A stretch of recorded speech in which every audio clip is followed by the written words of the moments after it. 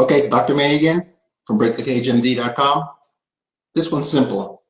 The concept is reclaiming your power through the power of choice. You create choice. Now, the first thing people say is, well, what about when there's something I don't feel like doing? Well, what you want to do is, in any given situation, when there's something that needs to be done or that someone has asked you to do or is a requirement for whatever context, you want to think through the situation in two ways. You want to think through the situation after you've gone through it and done the whole thing as to the best of your ability. And then you want to think through the situation where you don't do anything about it, like nothing. And then think all the way through that. But don't do the version of thinking through the not doing anything that a lot of people do. They do the lazy version where they don't do the dictations. They don't go upstairs and check on a certain med list. And in their imagination, when they play through it, oh, it works out, and they check it in the morning.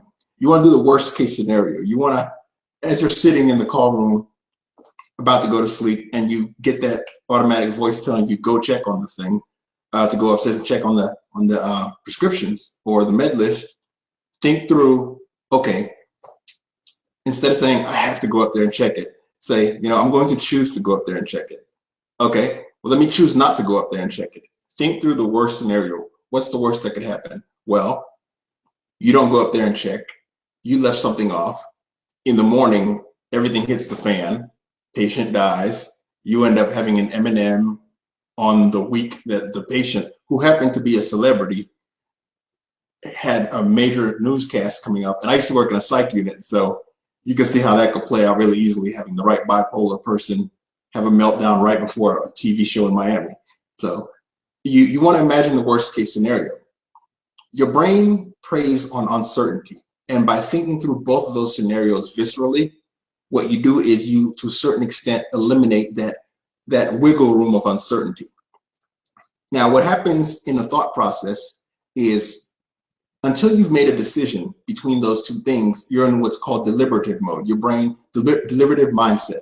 Your brain processes and weighs both sides the same way. But the magic of mindsets is that as soon as you commit to one, you choose on your own, you know what, that worst possible outcome would really suck, so let me do the other thing. The second you do that, your brain shifts into implementation mindset. And in implementation mindset, you become optimistic. You block out the distractions because you have what's called choice-induced preference. Whatever the heck you chose is what your brain prefers. It prefers the highway, the road going down that way. It gathers together the information you need to do the task as effectively as possible. And it also activates what's called your implementation intentions as well as your distraction intentions.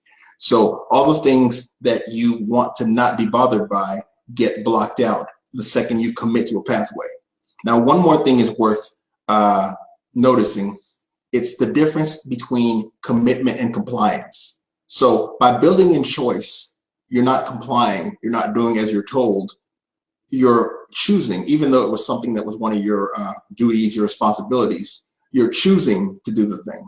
The second you do that, you're not doing a depersonalization, detachment, resentful, passive-aggressive, procrastination type of approach. You put yourself in a position of power, a position of agency, a position of autonomy where you chose. Every time you do that, you're able to frame the task as something you wanted to do. And right after you do it, you kind of pat yourself on the back. Good job, I did the thing myself. Give yourself a little dopamine spurt and you build up self-efficacy that way. That's in contrary to a situation where every time you turn around, you're being resentful because you have to do such and such. And then you delay for a couple of hours sort of as a passive reactance resistance. And 3 hours later, you still have to do such and such. It's just you have to have it done by T minus 3 hours.